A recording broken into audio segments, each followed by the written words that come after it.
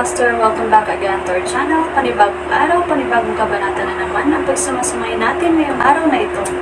At kung bago ka sa ating channel, pag-click ang subscribe button and hit the notification bell para update kayo sa ating mga susunod na videos. So mga Master, bago natin simulan ang ating kabanata ngayong araw na ito, huwag po sana natin skip yung ads mga Master, no, dahil malaking bagay na po yan sa ating munting channel. So simulan na natin kabanata ngayong araw na ito. Let's go! Kabanata 1891 hanggang 1910. Kabanata 1891. Sinabi ni Langston kay James ang tungkol sa Supreme Spiritual Root. Sino man ang nagtataglay ng Supreme Spiritual Root ay magiging maliwanag, kilalang mga individual na ipinanganak upang magtiyaga sa harap ng kalamidad. Gayunpaman, ano ang kalamidad? Batay sa mga iniisip ni Langston, ang kalamidad ay dudulot ng pag-activate ng selyo. Ito ang magiging pinakamalaking sakuna na haharapin ng sangkatauhan. Gayunpaman, upang harapin ang banta, ang mga ninuno ng sangkatauhan ay gumawa ng isang countermeasure. Pahihintulutan nila ang sangkatauhan na makuha ang dugo ng 4 na banal na hayop upang magkaroon sila ng pambihirang haba ng buhay, na magbibigay daan sa kanila na mabilis na lumabas upang harapin ang nagbabantang banta. Gayunpaman, nang makita ang mga plano ng mga ninuno ng sangkatauhan, pinakialaman ng kaaway ang 4 na banal na hayop. Ito ang aking hypothesis batay sa mensaheng naiwan sa mausoleum ni King Quavon. Oras lang ang makakapag-verify sa pagiging tunay nito. Hindi matiyak ni Langston kung totoo ang kanyang mga haka-haka. Gayunpaman, naniniwala ako na ito ay hindi masyadong malayo sa katotohanan. Nakinig ng mabuti si James. Nang marinig ang mga salita ni Langston, ang kanyang puso ay hindi mapalagay. Pagkatapos, itinuro ni Langston ang Phoenix Essence sa mesa at sinabing, ito ay isang kompletong Phoenix Essence. Ngayon na wala na akong gamit para dito. Ibibigay ko ito sa iyo. Palakihin ang iyong cultivation base hanggat maaari sa pinakamaikling oras na magagamit mo. Ako, nagulat si James. Nakuha lang ni Langston ang Phoenix Essence pagkatapos ng matinding pagsusumikap. Oo, para sa iyo ito. Ngunit, alalahanin na ang mga items sa 4 Holy Beasts, the Spirit Turtle Score at ang dugo ng Phoenix at Dragon ay makakaranas sa iyo ng energy deviation. Anumang pagnanais na lumalabas sa iyong isipan ay lalakas kaagad. Siyempre, ang mga ordinaryong tao ay mahina sa hindi pangkaraniwang bagay na ito. Gayunpaman, ikaw na nagtataglay ng Supreme Spiritual Root ay makakaranas ng energy deviation ng walang pag-aalinlangan. Nang marinig ito, nawala sa pagmumuni-muni si James. Pagkaraan ng ilang oras, sinabi niya, naiintindihan ko na ang Malevolent King mula sa isang milenyo ay nakaranas din ng energy deviation. Nagtataglay din ba siya ng Supreme Spiritual Root? Bahagyang umiling si Langston at sinabing, hindi ko rin alam. Ang alam ko lang ay isa siyang distinguished figure. 30 taong gulang pa lamang siya nang marating niya ang rurok ng kanyang buhay. Tanging isang henyo na tulad niya ang may kakayahang lumikha ng Ataraxia at ng demonic sword art. Alright, enough dilly-dallying already. Kunin ang Phoenix Essence at umalis. Magdala rin ng dugo ng Phoenix sa iyo. Sa lalong madaling panahon, aalis ako sa lugar na ito at tumungo sa Lothian upang alagaan ang isang bagong henerasyon ng mga talento na may dugong Phoenix. Pagkatapos, pinuntahan ni Tyrese ang dugo ng Phoenix kasama si James na sumunod sa mga utos ni Langston. Matapos makuha ang dugo ng Phoenix, umalis siya sa Mount Thunder Pass ng Southern Plains kasama ang Phoenix Essence. Sa kanyang pagbabalik, hindi niya maiwasang mag-isip tungkol sa mga salita ni Langston. Ang 4 na kalamidad. Quavon sa mausoleum. Ang 4 na banal na hayop ay iniwan sa sangkatauhan ng mga ninuno ng mundo para sila ay bumangon. Gayunpaman, ginulo sila ng mga outsiders. Pagkatapos mag-isip ng kaunti, sinabi ni Langston, nag-iwan ng mensahe si Haring Quavon tungkol sa 4 na kalamidad. Ang bawat hayop ay magdudulot ng isang kapahamakan. Hindi ko pa ito naiintindihan dati, ngunit nagkaroon ako ng isang ligaw na hula kamakailan. Pakisabi sa akin ang tungkol dito, Lolo. Ipinaliwanag ni Langston, ang dugo ng 4 na banal na hayop ay hindi maaaring gumawa ng isang immortal. Maaari lamang nitong payagan ang isa na mabuhay ng mas matagal. Kinuha ko ang dugo ng Phoenix libu-libong taon na ang nakalilipas, ngunit ang mga organo ng aking katawan ay nagsimulang magpakita ng mga palatandaan ng pagtanda. Sa palagay ko ang dugo ng Phoenix ay maaari lamang pahabain ang buhay ng isang tao ng halos 1,000 taon. Tungkol sa 4 na kalamidad, kung tama ang aking mga haka-haka, 4 na tao na may supreme spiritual roots ang isisilang sa Earth. Gayunpaman, ang gayong mga tao ay magiging demonyo. Kumunat ang noo ni James at nagtanong, ano ang supreme spiritual roots? Ipinaliwanag ni Langston, ang lakas ng spiritual root ng isang tao ay nakasalalay sa kakayahan ng isang tao na sumipsip ng Empyrean spiritual energy. Ang mga taong may supreme spiritual roots ay may malakas na kakayahan na makaramdam ng Empyrean spiritual energy at napakatugma dito. Ang mga ganitong uri ng mga tao ay may talento sa paglilinang at mabilis na uunlad. Sa mensaheng iniwan ni King Quavon, ang bawat kalamidad ay may nakatakdang tao na lutisin ito. Ibig sabihin, ang bawat isa sa mga taong ito na magiging demonyo ay isang taong nakatadhana upang malutas ang kalamidad. Nakikinig ng mabuti si James. Nagpatuloy si Langston, ang aking anak na babae, si Zandra, ay may supreme spiritual root at mabilis niyang matututunan ang anumang martial art technique. Pinaghihinalaan ko na ang dugo ng 4 na banal na hayop ay pinakialaman upang magdulot ng mga problema para sa mga may supreme spiritual root. Ayaw ng mga outsiders na bumangon ang mga tao sa Earth. Kung hindi ako nagkakamali, si Thea ay mayroon ding supreme spiritual root. Nang marinig ito ni James ay natigilan siya. Ito ay hindi kapanipaniwala. Si Thea ay may supreme spiritual root. Ang kanyang ina ay mayroon ding supreme spiritual root. Sinabi ni Langston kay James ang tungkol sa supreme spiritual root, sino man ang nagtataglay ng supreme spiritual root ay magiging maliwanag, kilalang mga individual na ipinanganak upang magtiyaga sa harap ng kalamidad. Gayunpaman, ano ang kalamidad? Batay sa mga iniisip ni Langston, ang kalamidad ay dudulot ng pag-activate ng selyo. Ito ang magiging pinakamalaking sakuna na haharapin ng sangkatauhan. Gayunpaman, upang harapin ang banta, ang mga ninuno ng sangkatauhan ay gumawa ng isang countermeasure. Pahihintulutan nila ang sangkatauhan na makuha ang dugo ng 4 na banal na hayop upang magkaroon sila ng pambihirang haba ng buhay, na magbibigay daan sa kanila na mabilis na lumabas upang harapin ang nagbabantang banta. Gayunpaman, nang makita ang mga plano ng mga ninuno ng sangkatauhan, pinakialaman ng kaaway ang 4 na banal na hayop. Ito ang aking hypothesis batay sa mensaheng naiwan sa mausoleum ni King Quavon. Oras lang ang makakapag-verify sa pagiging tunay nito. Hindi matiyak ni Langston kung totoo ang kanyang mga haka-haka. Gayunpaman, naniniwala ako na ito ay hindi masyadong malayo sa katotohanan. Nakinig ng mabuti si James. Nang marinig ang mga salita ni Langston, ang kanyang puso ay hindi mapalagay. Pagkatapos, itinuro ni Langston ang Phoenix Essence sa mesa at sinabing, ito ay isang kompletong Phoenix Essence. Ngayong wala na akong gamit, ibibigay ko na sa iyo. Palakihin ang iyong cultivation base hanggat maaari sa pinakamaikling oras na magagamit mo. Ako, nagulat si James. Nakuha lang ni Langston ang Phoenix Essence pagkatapos ng matinding pagsusumikap.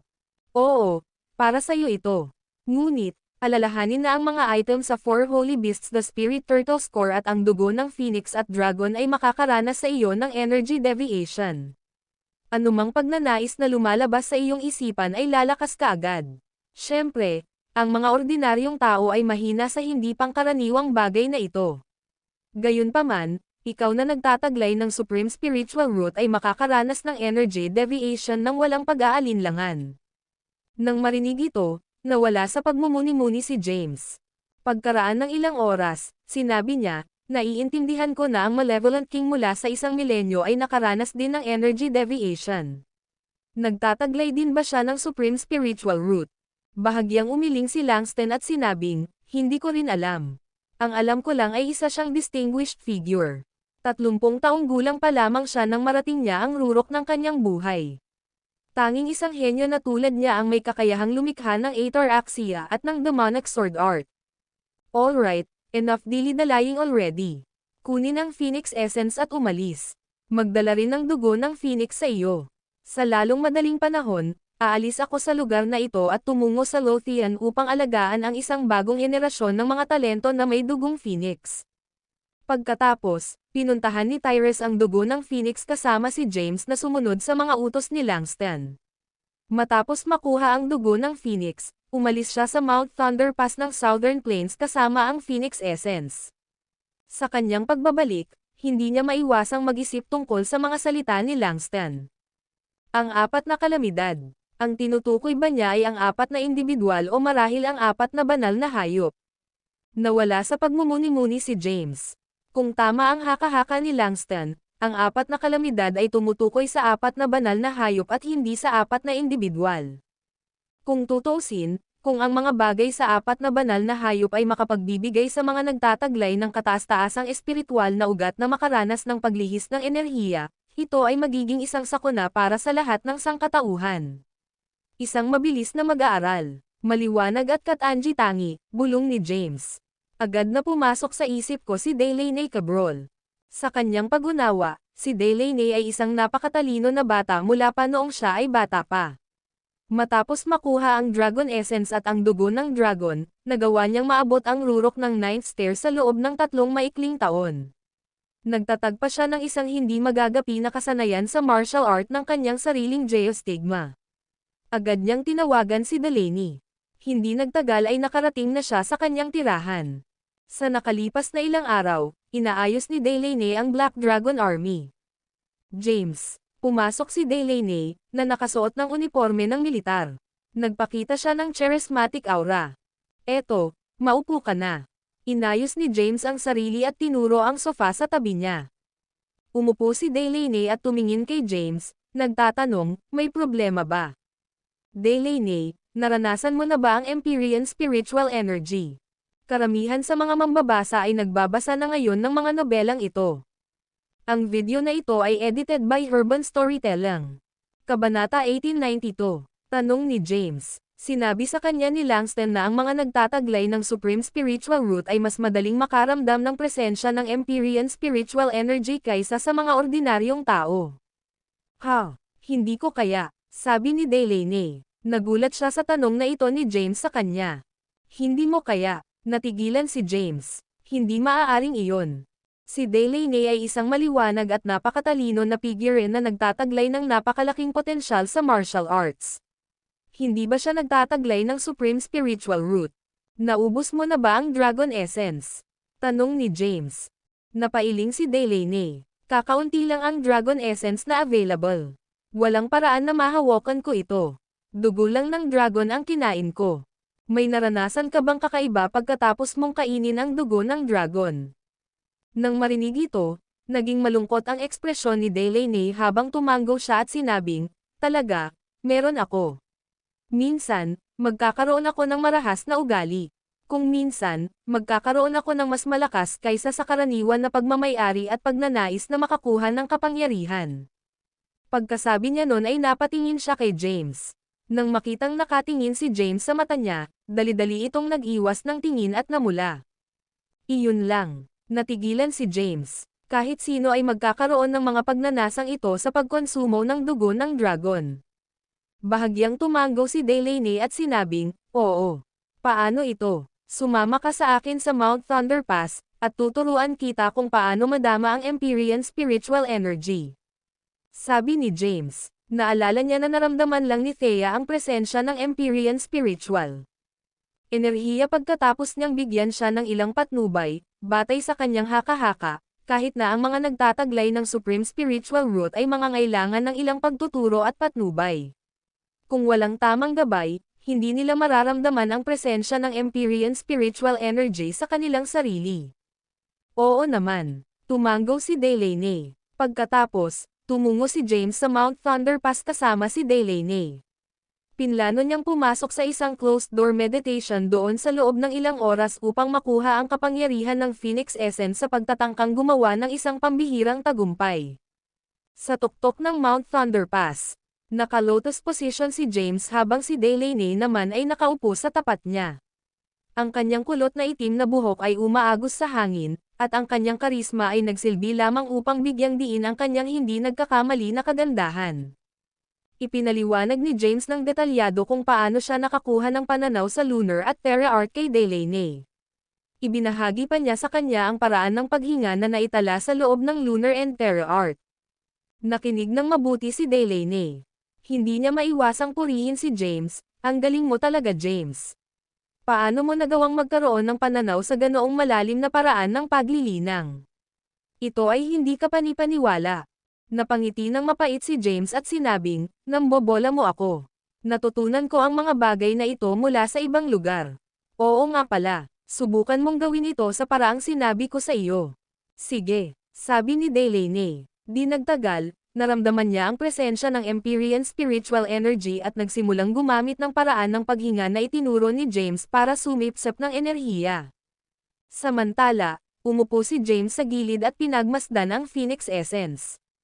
Sa loob lamang ng kalahating oras, napansin niyang may mahinang liwanag na nagsimulang bumalot sa katawan ni Delaney. Naramdaman din niya ang malakas na Empyrean spiritual energy sa kanyang paligid. Ano? Natigilan siya. Nabigo si Callan kahit anong pilit niya.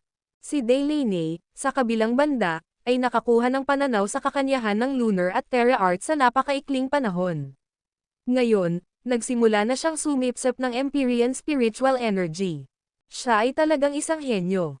Hindi maiwasan ni James na mamangha. Karamihan sa mga mambabasa ay nagbabasa na ngayon ng mga nobelang ito.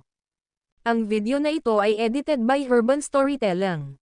Kabanata 1893. Si Delaney ay isang mabilis na nag-aaral. Sa maikling panahon, nakuha niya ang insight sa ang lunar at terra arts essence at sumisipsip pa ng Empyrean spiritual energy. Kaya, iniwan siya ni Jamnes sa kanyang sariling mga aparato at pumasok sa isang closed-door meditation. Ngayon, naayos na ang lahat sa Dragonville, at walang kakaiba. Nagpapatuloy sa loob ng Mount Bane. Bago siya pumasok sa closed-door meditation, binigyan niya si Thea, na nanatili sa Kensington. Isang tawag. Thea, binigyan ako ni Lolo ng Phoenix Essence. So, I'm planning to enter a closed door. Pagmumuni-muni ng ilang panahon. Kung may emergency, pumunta sa Mount Thunder Pass ng Southern Plains kaagad. Sinabi ni James sa kanya ang kanyang lokasyon. Ang boses ni Thea ay nanggaling sa telepono, "Don't worry. Everything's fine here. I'll take good. Pangangalaga sa ating anak." Sige, binaba ko na ang telepono. Binaba ni James ang telepono. Pagkatapos, inilabas niya ang Phoenix Essence. Mayroong dalawang paraan upang pinuhin ang Phoenix Essence. Isa, maaari niyang piliin na ubusin. Ito kaagad. Dalawa, kaya niyang i-absorb. Pinili ni James ang huli. Ang Phoenix Essence ay lumundag sa kanyang mga palad habang iniunat niya ang kanyang braso, at pinaganya niya ang lunar at terra. Sa sandaling iyon, ang Phoenix Essence ay nagpalabas ng pulang kinang. Ang pulang glow ay pumasok sa katawan ni James at napalitan ng puro enerhiya. Pagkatapos, dinalisay at hinigop ni James ang enerhiya, na ginawang pinakadalisay na true energy na nakita niya. Ngayon, mayroong dalawang anyo ng true energy sa loob ng kanyang katawan, lunar energy at terra energy. Kilala rin sila bilang sky energy at ground energy ayon sa pagkakabanggit, o kung hindi man ay kilala bilang true heavenly energy at true demonic energy. Dahil ang Phoenix Essence ay nagtataglay ng nakakatakot na enerhiya, ang true energy ni James ay naboost kaagad. Pagkatapos, sinimulan niyang tanggapin ang kapangyarihan ng Phoenix Essence ng masigasig. Di nagtagal, lumipas ang isang buwan. Kahit na huminto si Delaney sa paglilinang, hindi siya umalis, sa halip ay nanatili at pinanood ang pagtatanim ni James. Sa nakalipas na buwan, unti-unting lumaki ang aura ni James. Matapos masipsip ang enerhiya ng Phoenix Essence sa loob ng isang buwan, ang kanyang true energy ay umabot sa isang hindi kapani-paniwalang antas. Mayroong 3 kadena sa ika-9 na ranggo na bawat isa ay pumipigil sa dugo, laman, at buto. Sa pamamagitan lamang ng pagkakaroon ng tiyak na lakas madarama ng isang tao ang kanilang presensya. Sa kasalukuyan, naramdaman ni James ang presensya ng kadena na pumipigil sa kanyang mga ugat sa dugo. Tumigil siya sa pag-absorb ng Phoenix Essence. Kahit na gumugol siya ng 1 buwan sa pag-absorb ng Phoenix Essence, na-absorb lang niya ang 10% nito. Sa pagsilip sa kanyang katawan, kitang-kita niya ang isang walang hugis na kadena na pumipigil sa kanyang mga ugat ng dugo. Ito ba ang kadena? Bulong ni James. Nang makitang tumigil si James, lumapit si Delaney sa kanya at tinanong, "Kumusta ang iyong paglilinang, James?" Inayos ni James ang sarili at tumingin kay Delaney sa harap niya, tumango. I guess it went well. Nararamdaman ko na ang presensya ng unang kadena sa loob ng aking katawan. Ang mga tanikala ay katulad ng sa mga hibla ng DNA na pumipigil sa kanyang mga selula ng dugo. Ito ay isang maipaliwanag na pakiramdam na hindi kayang ilarawan ng wika ng tao. Nga pala, kumusta ang cultivation mo? Tanong ni James. Sabi ni Delaney, it's alright, I guess. Matapos maabsorb ang Empyrean spiritual energy, ang aking katawan ay nagsimulang sumailalim sa mga pagbabago. Gayunpaman, ang aking true energy ay nanatiling stagnant. Sa tingin ko kailangan ko ng oras bago maabot ang ika-9 na ranggo. Sinabi ni James, ang espiritual na enerhiya ay sagana na ngayon sa lahat ng dako. Maaari kang makakita ng ilang mutated na berry habang naglalakad sa malinis na kagubatan. Ang Mount Thunder Pass ay isang lugar. Maglakad-lakad sa malapit, at maaari kang makakita ng gayong mga berry kung ikaw ay mapalad. Sa lalong madaling panahon, gagawa ka ng isang pambihirang tagumpay sa ika-9 na ranggo. Pero, isang buwan na ako dito. Gusto kong bumalik sa rehiyon ng militar para tingnan ang sitwasyon. Tumango si James. Oo naman. Hindi nagtagal si Delaney at nagmamadaling umalis. Samantala, ipinagpatuloy ni James ang paglilinang. Ngayon, nararamdaman na niya ang tanikala ng dugo. Nangangahulugan ito na naabot niya ang isang tiyak na antas kung saan maaari siyang gumawa ng isang pambihirang tagumpay. Pagkatapos, nakatulize niya ang True Lunar at Terra Energy, na mabilis na pumasok sa kanyang katawan. Habang bumubulwak ang malakas na True Energy sa kanyang katawan, nagsimulang umikot ang kanyang dugo. Pagkatapos, sa ilalim ng pagkawasak ng True Energy, ang hindi nakikitang mga tanikala sa loob ng kanyang dugo ay nagsimulang maglaho. Oh, naiintriga, tinanong niya, ano ang hitsura ng kadena? Hindi mailarawan ni James ang kadena sa mga salita. Pinag-isipan niya ito at sinabing, bagaman ang mga ugat ng aking dugo ay nagtataglay ng napakalaking kapangyarihan, sila ay pinipigilan ng tanikala. Dahil dito, hindi ko magagamit ang buong lakas ko. Sa sandaling makawala ako sa gapos, isang malakas na enerhiya ang lalabas mula sa aking dugo. Dahil kinain na ni James ang dugo ng dragon, hindi niya alam kung ang kapangyarihan sa loob ng kanyang mga ugat ng dugo ay sa kanyang aba o sa dragon. Ang mga kadena ay isang mahiwagang pag-iral. Karamihan sa mga mambabasa ay nagbabasa na ngayon ng mga nobelang ito. Ang video na ito ay edited by Urban Storytelling. Kabanata 1894. Basag. Basag. Habang nagwawala ang mga kadena, lalong lumakas ang aura ni James. Nararamdaman niya ang isang nakakatakot na kapangyarihan na bumubulusok mula sa loob ng kanyang dugo na maihahambing sa kanyang True Lunar at Terra Energy. Ay ito na ba ang lakas ko pagkatapos makawala sa unang tanikala? Nang maramdaman ang nakakatakot na kapangyarihan na bumubulusok sa kanyang katawan, naikuyom niya ang kanyang mga kamao. Kaagad, ang kapangyarihan ng kanyang dugo ay nakatulize, at isang pulang kinang-ang sumilay mula sa kanyang palad. Sinuntok niya ang hangin gamit ang kanyang mga kamao, at ang malakas na enerhiya ay naputol sa hangin at tumama sa bulubundukin sa di kalayuan.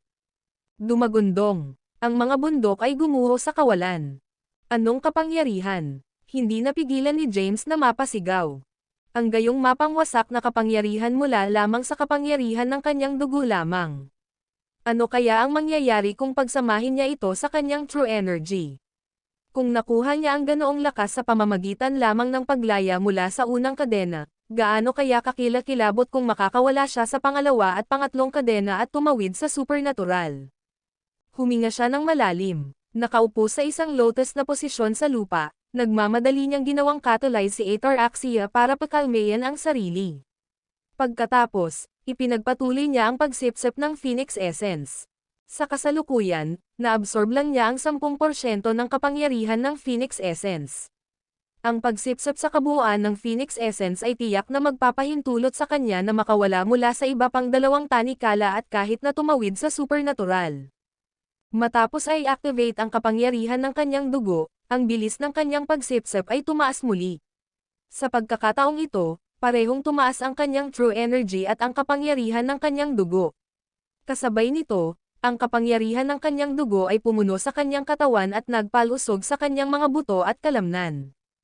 Ang kanyang katawan ay dumaranas ng matinding pagbabago. At the same time, 1-month-old na ang baby niya sa Kensington.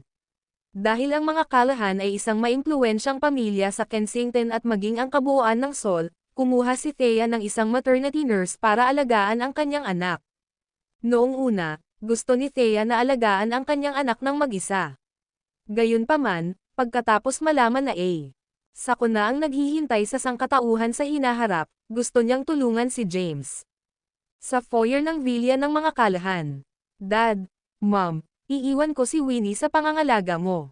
Matamang tiningnan ni Thea ang sanggol.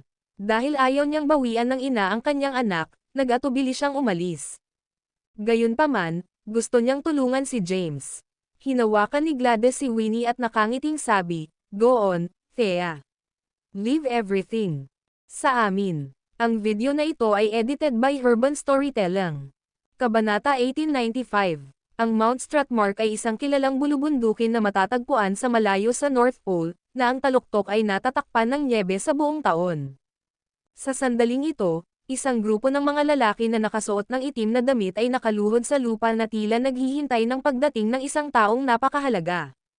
Free whoosh. Sa sandaling iyon, nasira ang espasyo. Isang siwang ang lumitaw sa langit, at isang lalaki ang lumabas sa siwang at lumutang sa gitna ng hangin.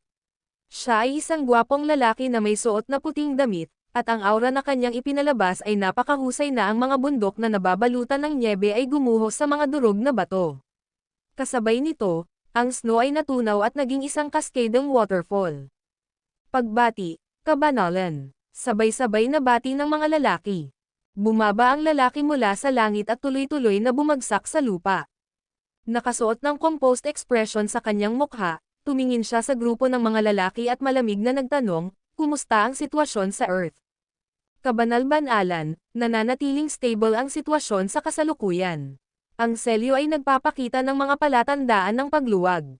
Bukod dito, ang mga magsasaka mula sa iba pang mga sealed realms ay lumitaw sa Earth at nasakop ang Mount Bane, ang lokasyon ng selyo. Samantala, isang hindi kilalang estatwa ang itinayo sa Mount Bane. Batay sa aming haka-haka, ito ay dapat na ang ninuno ng mga tagalupa. Nagsalita ang isang lalaking nakasuot ng itim na damit. Dumating kami sa tamang oras. Ang lalaking hinarap ng grupo ng mga lalaki habang ang kanyang kabanalan ay bahagyang ngumiti. Siya ay nagmula sa isang sealed realm na tinatawag na Overworld, at siya ay isang Grand Priest ng isang maimpluwensyang sekta sa Overworld. Ayon sa sinaunang teksto ng kanyang angkan, ang selyo sa Earth ay malapit ng i-activate. Kapag nangyari ito, ang bawat sealed realm ay magsasama sa Earth. Sa panahong iyon, hindi mabilang na mga pagkakataon ang magpapakita sa kanilang sarili. Upang sakupin ang kontrol ng Earth, ang kanyang sekta ay nagpakahirap na ipadala siya dito. Bago siya, ang sekta ay nagpadala ng marami dito ng maaga. Dahil dito, ang mga lalaking ito na nakasuot ng itim na damit ay narito ng ilang dekada, nagtitipon ng katalinuhan habang nananatiling nakatago. Dahil mas mahina ang kanilang cultivation base, mas madali silang maipadala ng sekta dito. Kamusta ang sitwasyon dito? Mayroon bang mga makapangyarihang figures sa Earth? Sino ang mga Samacop sa Bundok Bane? Tanong ng Grand Priest. Kabanalan, ang mga tagalupa ay mahihina at karaniwan. Kahit na may humigit kumulang 8 bilyon sa kanila, mayroon lamang mga ilang daang libong martial artists doon. Bukod dito, karamihan sa kanila ay mahina at hindi gaanong mahalaga. Sa aking pag-unawa, kakaunti lamang ang makapangyarihang mga figure doon. Ang isa sa kanila ay ang omniscient deity, na sinasabing nabuhay ng 2,000 taon. Dapat siya ay nasa supernatural stage man lang. Katulad nito, ang isang lalaking nagngangalang Langston Lafleur, na kilala rin bilang prinsipe ng Orchid Mountain, ay tumawid din sa supernatural na yugto. May 2 na nakalaya sa kanilang mga tanikala at humigit kumulang 10 ang tumawid sa ika-9 na ranggo. Hindi lang iyon, mayroon ding humigit kumulang 30 tao na nakarating sa peak 9th stair. Isinalaysay ng lalaki ang sitwasyon sa Earth sa Grand Priest. Tungkol sa Mount Bane, isang sekta na tinatawag na Void Sect ang lumitaw ng wala saan at sinakop ang bundok. Bagamat hindi ko alam kung saang sealed realm sila nanggaling, tiyak na nagmula sila sa isang greater realm base sa kung paano sila lumitaw sa lokasyon ng selyo. Nagtataglay sila ng mahusay na kaalaman tungkol sa selyo. Marahil ang kanilang sekta ay mayroon ding selyo na pinagsama sa isa sa Earth. Ang Void Sect ay may isang Grand Priestess na walang magagawa ang mga tagalupa. Inaasahan namin na maaari rin siyang nasa supernatural stage. Nang marinig ito, isang ngiti ang sumilay sa mukha ng Grand Priest. Karamihan sa mga mambabasa ay nagbabasa na ngayon ng mga nobelang ito. Ang video na ito ay edited by Urban Storytelling. Kabanata 1896. Kahit na ang pinakamalakas sa kanilang lahat ay nasa supernatural stage. Napakahina. Ano ang dapat nating gawin ngayon, kabanalan? Tanong ng isang lalaki. Ang dakilang pari ay nag-isip sandali bago sinabing, dinala ko rito ang 5 kulay na banal na bato sa pagkakataong ito upang patibayin ang selyo. Pipigilan nito ang mga mula sa ibang mga kaharian na maglakbay dito sa pamamagitan ng selyo. Una, lipulin natin ang Void Sect sa Mount Bane at sakupin ang bundok para sa ating sarili. Pagkatapos, palalakasan natin ang selyo habang sabay na hinahanap ang 4 na susi. Kapag lumitaw ang isang angkop na sandali, i-activate namin ang selyo. Pansamantala, sasakupan ko ang Earth para maghanda para sa hinaharap na pagpupunyagi ng aking sekta dito. Naiintindihan. Sige, tumayo ka at magsalita. Saka lang tumayo ang mga lalaki. Samantala, umalis ang Grand Priest sa Mount Stratmark at nagtungo sa Sol kasama ang kanyang entourage. Sa sandaling iyon, umalis si Thea sa Kensington at nagsimulang maglakbay patungong Dragonville sa Southern Plains. Sabay abot ng litrato sa isang gwapong lalaki na nakasuot ng puting suit. Iyong kabanalan, ang lalaki sa larawan ay nagngangalang James Caden. Siya ay isang kilalang tao sa Earth na tumawid sa ika-9 na ranggo. Samantala, ang kanyang lolo ay si Langston Lafleur, ang prinsipe ng Orchid Mountain, samantalang ang kanyang asawa ay isang henyo sa pangalang Thea Callahan. Bagamat nagsimula pa lang siyang magtanim ng ilang taon na ang nakakaraan, naabot na niya ang rurok ng 9th stair at isang hakbang na lang ang layo mula sa pag-abot sa ika-9 na ranggo. Paliwanag ng isang lalaking nakaitim na roba. Ang lalaking nakasuot ng puting suit ay ang Grand Priest ng isang maimpluwensyang sekta sa Overworld. Siya ngayon ay patungo sa direksyon ng Mount Bane. Nang marinig ito, hindi niya maiwasang mapabulalas, nakuha niya ang ganoong lakas sa loob lamang ng ilang maikling taon. Ang Grand Priest ay isang henyo mismo. Kahit na may masaganang mapagkukunan sa kanyang sekta, gumugol pa rin siya ng ilang dekada upang maabot ang rurok ng ika-9 na hagdan.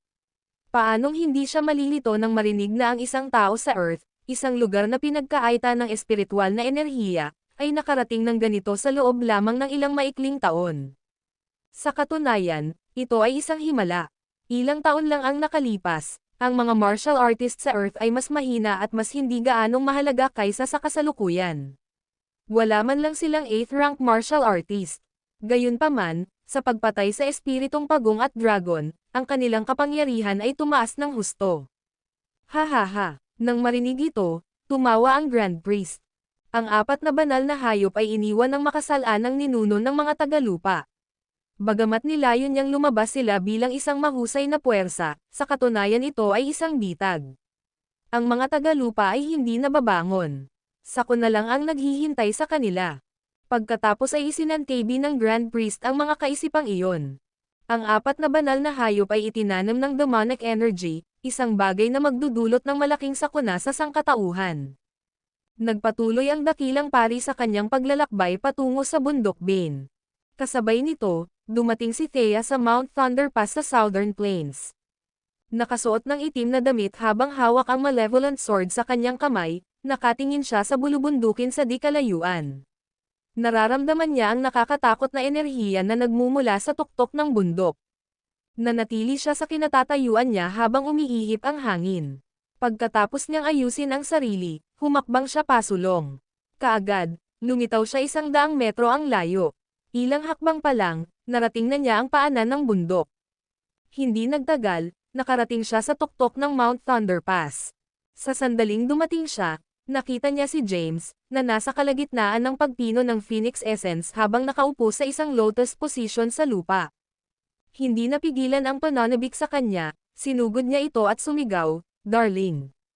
Nakalaya na si James sa unang kadena. Habang siya ay nasa kalagitnaan ng pag-absorb ng kapangyarihan ng Phoenix Essence, Isang boses ang dumating mula sa likuran at naantala ang kanyang paglilinang. Nang mabaling ang kanyang ulo at makita si Thea na may hawak na malevolent sword sa kanyang kamay, agad itong tumayo. Pagkatapos, lumapit siya sa kanya at tuwang-tuwang hinawakan ang mga kamay niya. Anong dinala mo dito, Thea?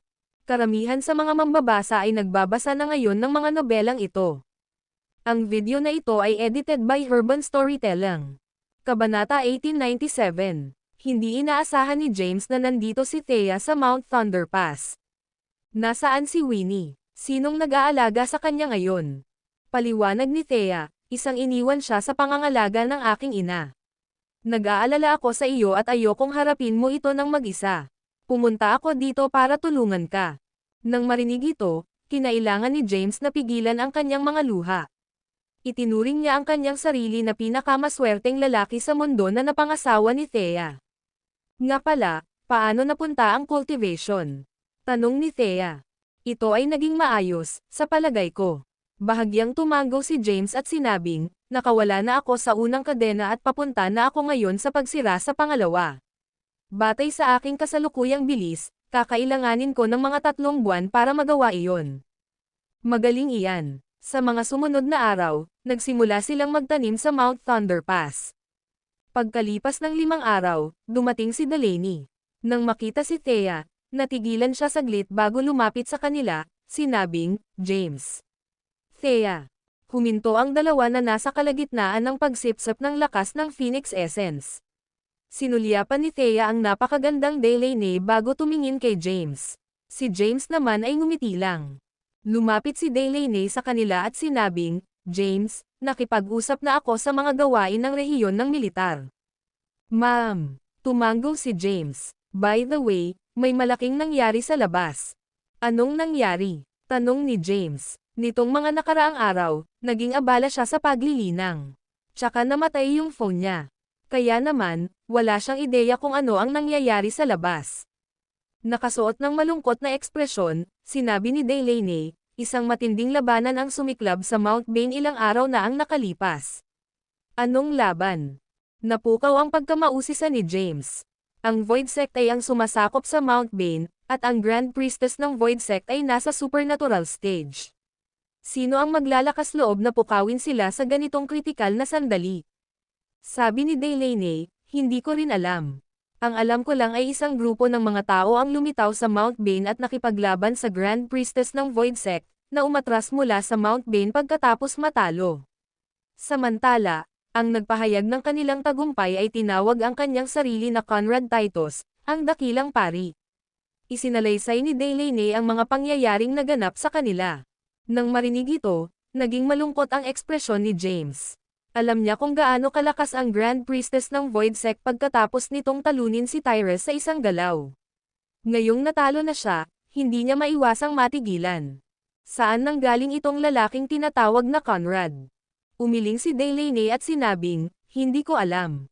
Nagtanong muli si James, may iba pa ba bukod dito? Hindi.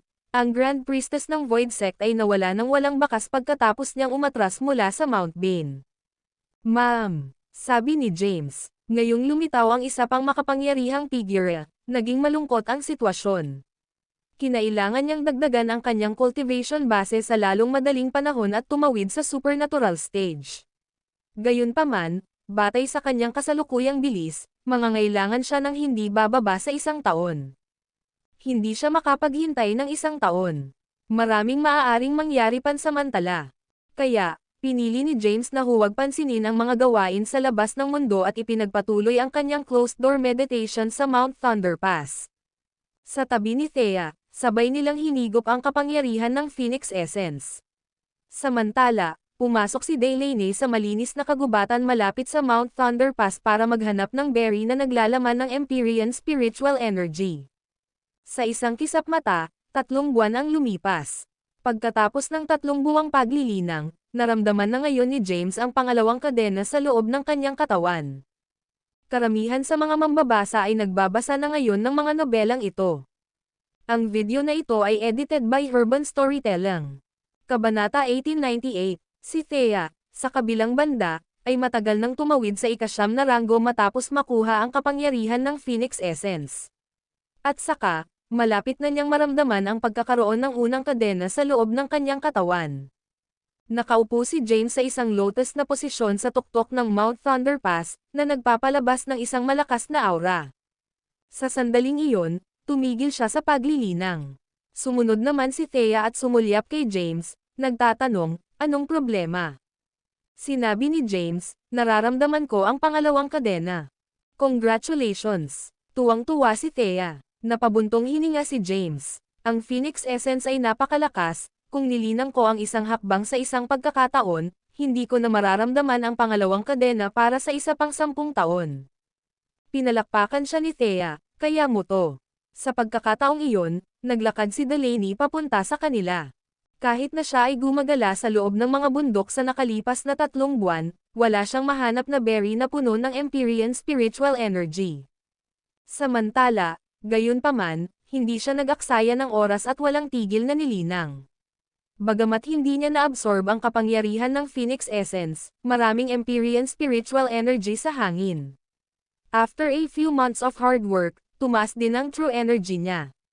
Batay sa kanyang kasalukuyang bilis, maaari na siyang tumawid sa ika-9 na ranggo nang wala sa oras. Nang marinig niya ang kanilang pag-uusap, naglakad siya palapit sa kanila at nakangiting sinabi, "Congratulations, James."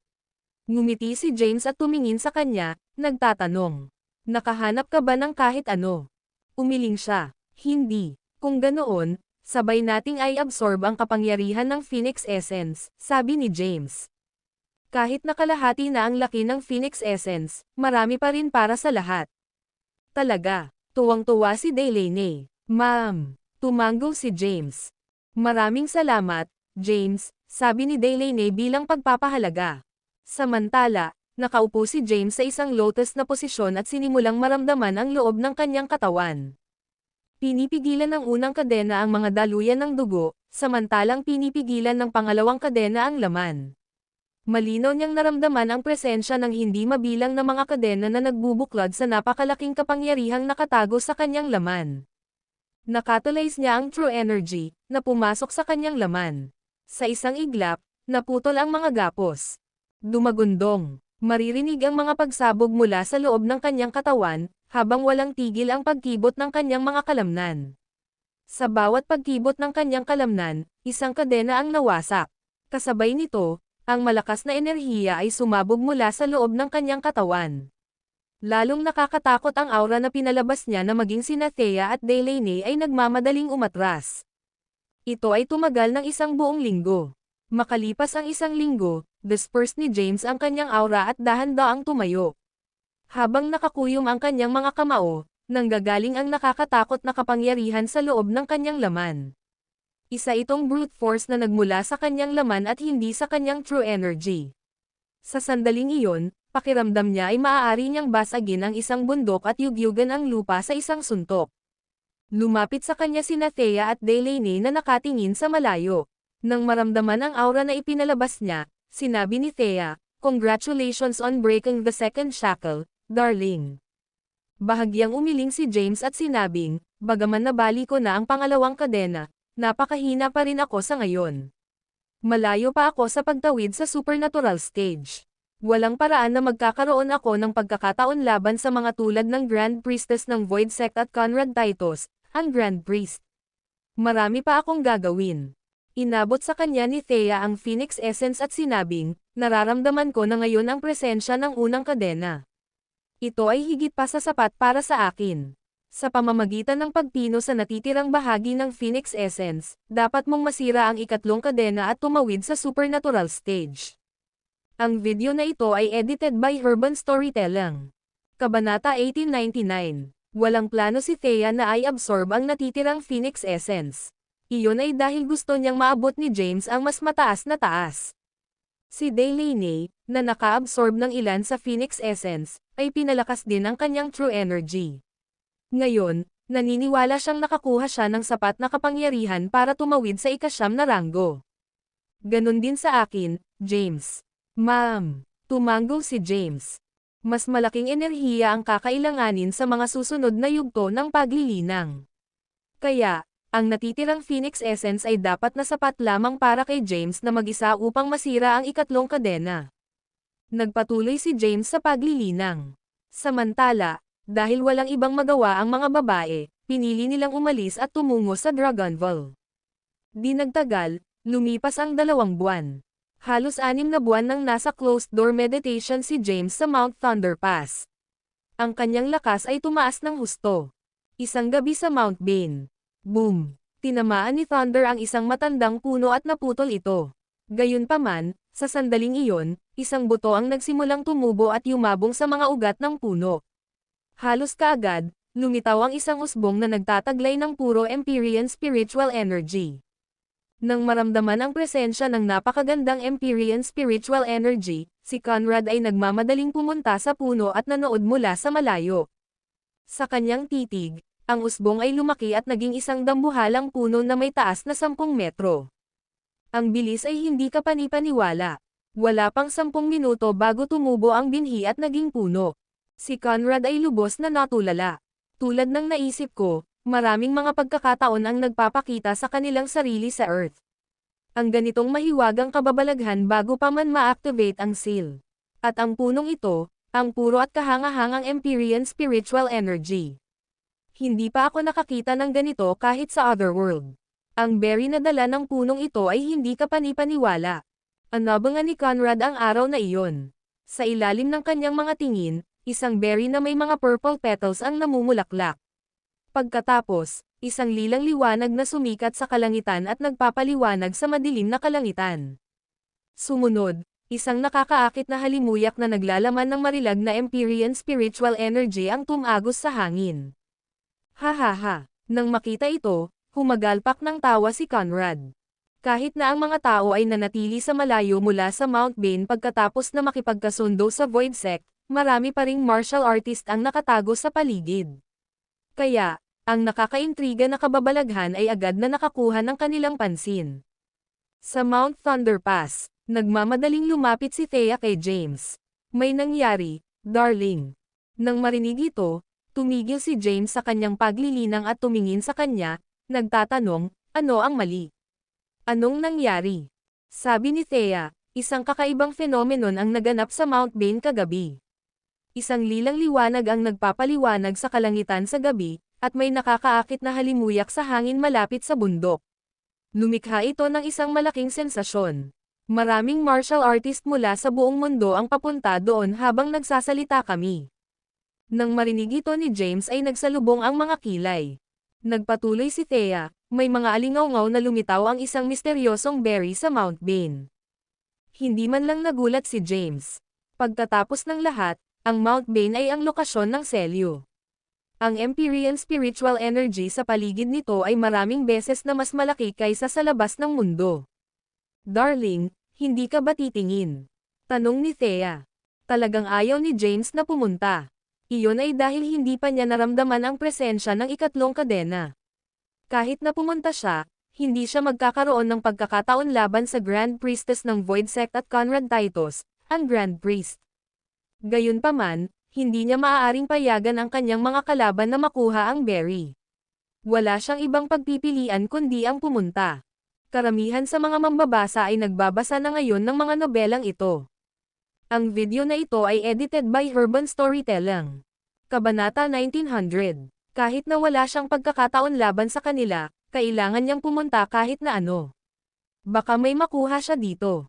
Tara na. Pagkatapos ng maikling pagninilay-nilay, tumayo siya at sinabing may determinasyon sa kanyang mga mata, kahit ano paman, kailangan kong umalis. Ma'am. Tumango si Thea. Maya-maya, nagmamadaling umalis ang dalawa. Pagbalik sa Dragonval, inimbak ni James ang natitirang Phoenix Essence at sumakay sa isang pribadong eroplano patungo sa Mount Bane sa tabi ni Thea. 3 oras lang ang biyahe papuntang Mount Bane. Pagdating nila sa paanan ng bundok, 11:00 pa lang ng umaga. Sa kasalukuyan, binalot ng manipis na ambon ang bulubundukin. Kasabay nito, ang ambon ay nagliliwanag ng kumikinang na liwanag. Alam ni James na ang liwanag na ito ay nagmula sa mukhang mahiwagang estatwa.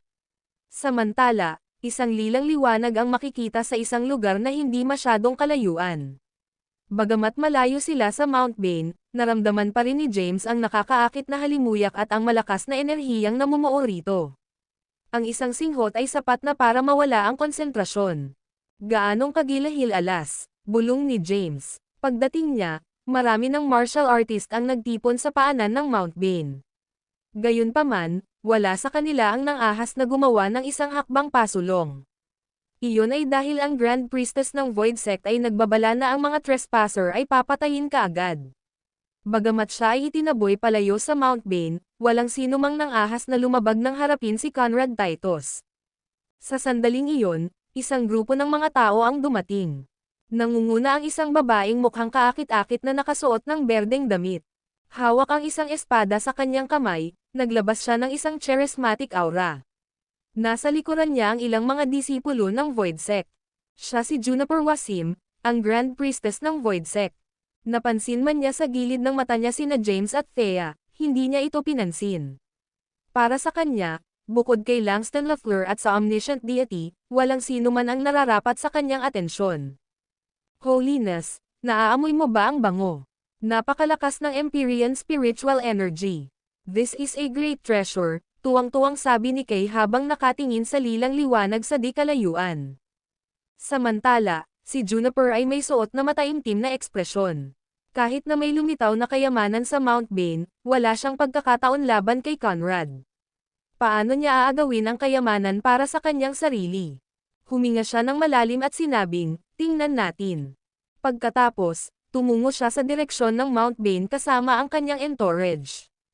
Tumingin si Thea kay James at nagtanong, pupunta rin ba tayo, darling? Hindi na kailangang madaliin ang mga bagay-bagay. Bahagyang iwinagayway ni James ang kanyang kamay. Napakahina pa rin niya sa mga sandaling iyon. Ang pagpapakita ng maaga ay mapapatay lamang siya. Kailangan nating hintayin na lumitaw si Lolo o ang Omniscient Deity. Bago iyon, walang sino man sa atin ang makakaakyat sa bundok Bane. Natahimik si Thea nang marinig iyon. Matiyagang naghintay ang dalawa. Kasabay nito, umakyat na si Juniper sa Mount Bane kasama ang kanyang entourage. Gayunpaman, bago pa siya makapagpatuloy, naharang ang kanyang landas. Hawakan mo dyan. Sinong nandoon? Umungo si Ama na nakasuot ng itim na damit. Malamig na ungol ni Juniper at iwinagayway ang kanyang braso. Ang malakas na enerhiya ay natipon sa kanyang mga palad, at pinalipad niya ang lalaki. Malakas na bumagsak ang lalaki sa lupa at nagpakawala ng masakit na sigaw. Ano sa tingin mo ang ginagawa mo? Isang boses ang lumakas. Pagkatapos, lumitaw si Conrad. Nakatingin kay Juniper, malamig niyang sinabi, Juniper, hindi na sa iyo ang Mount Bane. Anong ginagawa mo dito sa taas? Nakalimutan mo na ba ang sinabi ko sa'yo? Nagdilim ang ekspresyon ni Juniper habang nakatingin sa kanya, nagsasabing, isang kayamanan ang lumitaw sa Mount Bane. Huwag mong sabihin sa akin na gusto mong makuha ang lahat para sa iyong sarili. Pero syempre, mayabang na wika ni Conrad. Hinding-hindi ko hahayaan na gawin mo ang iyong paraan kahit anong mangyari. Itinutok ni Juniper ang kanyang espada at itinutok ito at sinabing, alam kong makapangyarihan ka. Pero, masasaktan ka pa rin ng husto kung gagawin ko ang lahat. Karamihan sa mga mambabasa ay nagbabasa na ngayon ng mga nobelang ito. Ang video na ito ay edited by Herban Storytelling. Kabanata 1901. Sa paglitaw ng kakaibang kababalaghan sa Mount Bane, alam ni Juniper Wasim, ang Grand Priestess ng Void Sect, na may isang mahiwagang isinilang. Kaya naman, hindi natakot si Juniper nang makaharap si Conrad. Naglabas siya ng malakas na aura habang kalmado siyang tumingin sa mukha ng kamatayan. Hawak ang isang espada sa kanyang kamay, itinutok niya ito kay Conrad at malamig na sinabing, halika sa akin, Conrad. Hindi namin kayang lumaban sa nilalaman ng aming puso sa huling pagkakataon na kami ay lumaban. Tingnan ko kung gaano kakalakas. Nagdilim ang mukha ni Conrad habang nakatingin sa kanya. Hindi niya inaasahan na babalik siya sa Mount Bane. Alam niya ang tungkol sa lakas ni Juniper nang lumaban siya sa huling pagkakataon. Dahil medyo mahina lang siya, tiyak na magdaranas siya ng matinding pinsala sakaling magkaroon ng away. Sa tingin mo ba talaga natatakot ako sa iyo, Juniper? Malamig na sabi ni Conrad. Hindi mo ako mangangahas na patayin, sabi ni Juniper. Inaamin ko na malakas ka, pero hindi ka mas malakas sa akin. Samantala, may mga tao na kasing lakas ko.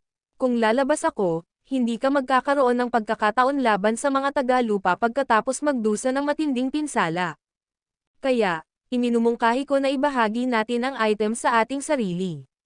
Si Conrad ay may suot na maulap na ekspresyon sa kanyang mukha. Siya ay nag-iisa sa mundo ng walang karagdagang reinforcements, at ang kanyang mga disipulo ay mahina. Hindi niya kayang tumayo ng mag-isa laban sa lahat ng kanyang mga kalaban. Gayunpaman, mag-iiba ang mga pangyayari kung makukuha niya ang prutas. Ang kanyang lakas ay aabot pa sa mas mataas na taas. Pagkatapos mag-isip tungkol dito, tumanggo siya at sinabing, "Sige, ipinapangako ko sa iyo na ang Void Sect ay bibigyan ng iyong bahagi sa deal. Gayunpaman, kailangan mong makipagsanib puwersa sa akin upang labanan ang mga Tagalupa." Nang marinig ito, nakahinga ng maluwag si Juniper. Alam niya na ang makalupang tinatawag na omniscient deity ay lubhang makapangyarihan. Gayunpaman, sa pamamagitan ng pagsasama-sama ng puwersa kay Conrad, wala siyang dapat ikatakot. Tumingin sa kanya si Juniper at sinabing, "Gusto kong tingnan ang mahiwagang bagay. Sundan mo ako." Tumalikod na si Conrad para umalis. Hindi nagtagal, nakarating sila sa puno ng berry. Isa itong puno na ilang metro ang taas. Ang mga lilang bulaklak ay namumukadkad sa mga sanga habang nagliliwanag ng lilang liwanag at naglalabas ng nakakaakit na halimuyak. Sa sandaling lumapit sila sa puno ng berry, naramdaman ni Juniper ang napakaraming kasaganaan ng Empyrean spiritual energy. Ang espiritual na enerhiya ay mas malaki pa sa sacred land ng kanyang sekta. Napakalakas ng Empyrean spiritual energy. Gaya ng inaasahan sa ancestral land, ang spiritual energy nito ay napakaganda kahit na ang selyo ay hindi pa nailalabas. Anong uri ng kapangyarihan ang ipapakawala kung ito ay mangyayari? Natigilan si Juniper. Pagtingin kay Conrad, tinanong niya, "Anong berry ito?" Umiling si Conrad at sinabing, "Hindi ko alam. Paano ito nabuo?" "Masyado kang maraming tanong." Malamig na sinulyapan siya ni Conrad. Nang makita ito, tumahimik si Juniper at tinitigan ang lilang bulaklak. Isang lilang liwanag ang nagpapaliwanag sa paligid, at isang nakakaakit na halimuyak ang tumagos sa hangin. Kapag ang berry ay hinog na, ito ay magiging isang mahalagang bagay. Anabangan niya ang araw na iyon. Samantala, matiyagang naghintay sina James at Thea sa paanan ng Mount Bane. Maraming martial artists ang lumapit sa kanila para mag-greet, na magalang namang ibinalik ni James ang mabait na gestures. Lumipas ang isang araw, at lumitaw sina Langston at Tyrese. Sa likod nila ay ilang martial artist mula sa Lothian, na kinabibilangan ni Tapio Cabrol, ang nakatatandang kapatid ni Delaney. Lumapit si James sa kanila at binati, "Lolo. Uncle." Bahagyang kumaway si Langston at tumingin sa kanya, nagtanong, "Ano ang sitwasyon sa Mount Bane?" Umiling si James at sinabing, "Hindi ko pa alam. Tanging kumikinang nalilang liwanag ang nakikita ko sa di kalayuan at nararamdaman ko ang nakakaakit na halimuyak sa hangin. Ang mahiwagang berry ay dapat hinog na. Gayunpaman, wala akong ideya kung ano ang hitsura nito. Sa pamamagitan ng paraan, ang Grand. Ang priestess ng Void Sect ay umakyat sa Mount Bane kahapon at hindi na bumalik mula noon. Dapat ay nakipagkasundo siya kay Conrad Titus." Nang marinig ito, nagsalubong ang kilay ni Langston. Karamihan sa mga mambabasa ay nagbabasa na ngayon ng mga nobelang ito. Ang video na ito ay edited by Urban Storytelling. Kabanata 1902. Ibig sabihin ba niyan ay parehong nasa Mount Bane ang Void Sect's Grand Priestess at si Conrad Titus? "Ma'am." Tumanggo si James at sinabing, "Tama ka."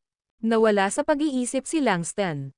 Aakyat na sana siya ng bundok nang walang pag-aalinlangan kung mayroon lamang isang kalaban sa itaas. Pagkatapos ng lahat, wala siyang pagkakataon laban sa pinagsamang lakas ng dalawang martial artists sa supernatural rank. Pinagmasdan niya ang paligid. Nang mapansin na ang omniscient deity ay wala kahit saan, hindi niya maiwasang magtanong, "Narito ba ang omniscient deity?" Sabi ni James, "Kanina pa ako naghihintay dito mula pa kahapon." Gayunpaman, walang palatandaan sa kanya. "Maghihintay tayo dito, kung ganoon." Sinabi ni Langston, "Ang Mount Bane ay kung saan matatagpuan ang selyo, Kaya dapat na binibigyang pansin ng omniscient deity ang mga kaganapang nangyayari dito. Siguradong darating siya. Nagtitiwala si Langston na malapit nang dumating ang omniscient deity. Unti-unting dumami ang mga tao. Ha. Hoy James. Umalangaw-ngaw ang tawanan sa di kalayuan. Pagkatapos, lumapit si Callan Maverick kay James. Ang tagal na nung huli tayong nagkita. Narinig ko na nasa saradong pagmumuni-muni ka sa Mount Thunder Pass sa Southern Plains. Paano nangyari? Tumingin sa kanya si James at sinabing habang nakangiti, "It's alright, I guess." Nadagdagan ang lakas ko. Nang marinig ito, naintriga si Callan. Tinanong niya, "Anong yugto na ang naabot mo?" Ngumiti ng matamis si James. "Nabali ko na ang pangalawang kadena sa loob ng aking katawan." Natigilan si Callan. "Nakawala ka sa pangalawang kadena sa loob lamang ng kalahating taon." Hindi siya makapaniwala sa narinig. Paano nagawang makawala ni James sa ikalawang kadena sa loob lamang ng kalahating taon? Anong hindi ka pani-paniwalang bilis ng paglilinang? Si Callan, sa kabilang banda, ay hindi pa naramdaman ang presensya ng Empyrean spiritual energy. Ngumiti si James at nanatiling tahimik. Kasunod ng hitsura ni Callan, parami ng parami ang dumating. Maging si Tomas ay naririto sa tabi ng mga tagapag-alaga ng Japire, sina Tobias at Lukjan. Ang huling dalawa ay nasa closed-door meditation. Matapos ubusin ang Dragon Essence, tumawid sila sa ikasyam na ranggo. Si Thomas, gayon din, ay nagawa ito pagkatapos na ubusin ang kapangyarihan ng dugo ng dragon. Gayunpaman, habang pilit silang sumusulong sa mga yugto, hindi nila maramdaman ang presensya ng Empyrean spiritual energy sa kabila ng pagkakaroon ng husay sa pakikipaglaban ng isang 9th rank martial artist. Lumapit si James sa kanila at binati si Thomas. "Lolo." Sinulyapan siya ni Thomas at bahagyang tumango. "Kumusta ang sitwasyon sa Mount Bane?" Ikinwento ni James ang mga nangyari sa kanya. Nang marinig ang tungkol sa kanila, nagdilim ang ekspresyon ni Thomas. "Conrad Titus at Juniper Wasim. Medyo nagiging komplikado na ito." Hindi nagtagal, dumating ang mga miyembro ng Polaris Sect at Blood Race. Ang lahat ng makapangyarihang martial artist sa Earth ay nagtipon-tipon sa isang lugar. Gayunpaman, kahit na lumipas ang isang araw, ang omniscient deity ay wala pa ring nakikita. Samantala, ang nakakaakit na pabango na nagmumula sa Mount Bane ay lalong lumalakas. Habang ang berry ay malapit ng mahinog, alam ni Langston na hindi na sila makapaghintay pa. Lumakas ang boses niya, at napalingon sa kanya ang mga tao. Sinabi ni Langston, "Ang Mount Bane ay pag-aari ng Earth. Hindi namin maaaring payagan ang mga tagalabas na manghimasok sa aming teritoryo ayon sa gusto nila. Ngayon, itataboy natin ang mga nanghihimasok mula sa Mount Bane sa panganib na mawalan ng buhay." Sa kasalukuyan, mayroong 2 martial artist sa supernatural rank sa Mount Bane. Kaya kung panindigan ang isa sa kanila, may tiwala ba kayong lahat sa pakikipaglaban sa isa't isa? Nang marinig ito, tumahimik ang mga tao. Maging ang 2 martial artist ng Blood Race na nakawala sa pangalawang kadena ay nanatiling tahimik. Ang pagkakaiba ng kapangyarihan sa pagitan ng mga nakalaya sa pangalawang kadena at ng supernatural na ranggo ay sadyang napakalaki. Kahit na pinagsama nila ang kanilang lakas, maaaring hindi sila magkaroon ng pagkakataon laban sa isang supernatural. Ang video na ito ay edited by Urban Storytelling. Kabanata 1903. Walang nang-ahas na magbitaw ng kahit isang salita. Si Langston ay maaaring lumaban sa isang supernatural ng mag-isa, ngunit ang ibang supernatural ay maaaring lipulin silang lahat ng madali. Habang tahimik ang lahat, nagsalita si Tyrese, "Nabali ko na ang pangatlong kadena." Nang marinig ito, lahat ay napalingon sa kanya. Kalahating taon na ang nakalipas, ibinalik ni Langston ang Phoenix Essence at ilang dugo ng Phoenix pagkatapos patayin ang Phoenix.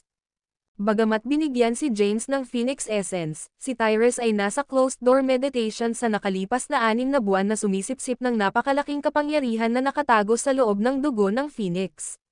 Sa kasalukuyan, nakalaya na siya sa ikatlong kadena at isang hakbang na lang mula sa pag-abot sa antas ng supernatural. Nagpatuloy si Tyrese, "Sa pinagsamang lakas ko, ang dakilang patriarch ng Blood Race, at si James, maaari nating itali ang isa sa mga supernaturals down kahit na hindi natin siya matatalo. Tara na, umalis na tayo." Sinabi ni Caden Walsh Elan, ang Grand Patriarch ng Blood Race, ang Mount Bane ay pag-aari ng Earth. Hindi namin maaaring payagan ang mga tagalabas na ito na manghimasok sa aming lupain. Kailangan nating ipagtanggol ang Mount Bane kahit na ito ay magbuwis ng ating buhay. Lumapit si Thomas at sinabing, habang nakikitungo ka sa mga supernatural, ipaubaya mo sa akin ang iba. Bukod kina Tyrese, James, at Caden, marami ring makapangyarihang martial artist ang naruroon. Sa katunayan, mayroong isang maliit na bilang ng mga 9th rank martial artists. Pagkatapos ng maikling pag-uusap, napagkasunduan nila. Maglulunsad sila ng pag-atake sa Mount Bane. Sisingilan. Nag-charge sila pasulong. Nangunguna si Langston, na sinundan ng malapitan ni Tyrese, Caden, at James. Nasa likuran ang iba pang 9th rank martial artists. Samantala, ang mga hindi pa tumawid sa ika-9 na ranggo ay nanatili sa paanan ng bundok. Ito ay magiging isang labanan hanggang sa kamatayan, pagkatapos ng lahat. Maaari silang mawalan ng buhay anumang oras. Sa tuktok ng Mount Bane. Ang iyong kabanalan. Si Amon na nakaitim na roba ay sumugod kay Conrad at lumuhad sa harapan niya. Nakasuot ng panik na ekspresyon, nagmamadali niyang sinabi.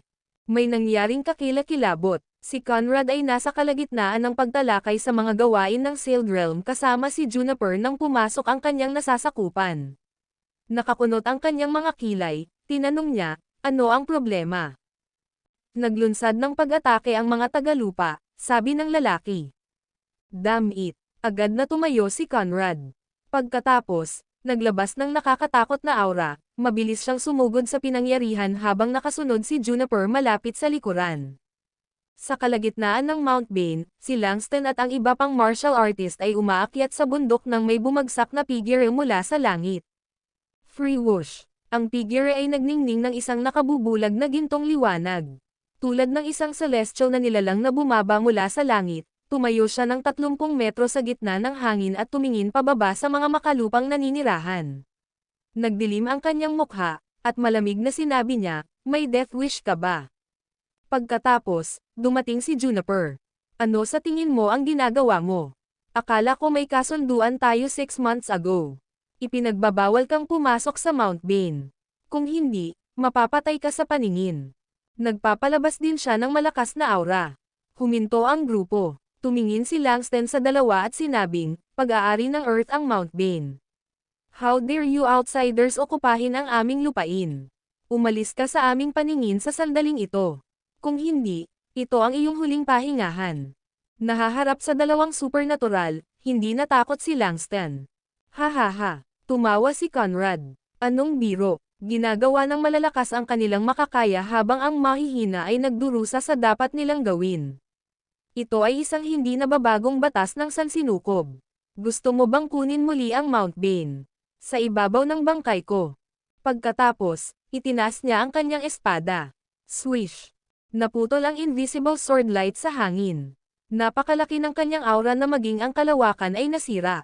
Sa tingin mo ba natatakot ako sa'yo? Umungol si Langston at sinugod siya. Sa isang kisap mata, humarap siya kay Conrad. Boom! Karamihan sa mga mambabasa ay nagbabasa na ngayon ng mga nobelang ito. Ang video na ito ay edited by Urban Storytelling. Kabanata 1904. Nagtama ang kanilang mga palad, at napalipad si Langston. Si Conrad naman ay napaatras lang. Kaagad, alam ng lahat na si Langston ay mas mahina kaysa kay Conrad. Gayunpaman, hindi natakot si Conrad. Matapos mapalipad, inipon niya ang kanyang sarili at itinaas ang kanyang espada. Pagkatapos, muli siyang sumugod kay Conrad. Isang matinding labanan ang sumiklab sa kalangitan. Nakasuot ng tame time na ekspresyon, sinabi ni Tyrese, mabilis natin ito. Kapag natalo na natin si Juniper, matutulungan natin ang tatay ko. Tumango si James. Swish! Pagkatapos, itinaas niya ang Primordial Dragon Blade. Sina Tyrese, James, at Caden ay sumugod kay Juniper. Nang makita ito, nagdilim ang mukha ni Juniper habang malamig na sinabi, mayroon kang death wish. Habang sinasabi niya iyon, itinaas niya ang kanyang espada. Swish! Ang wave ng sword energy ay pinutol sa hangin. Ang tatlo ay mabilis na nakaiwas sa pag-atake at naghiwa-hiwalay.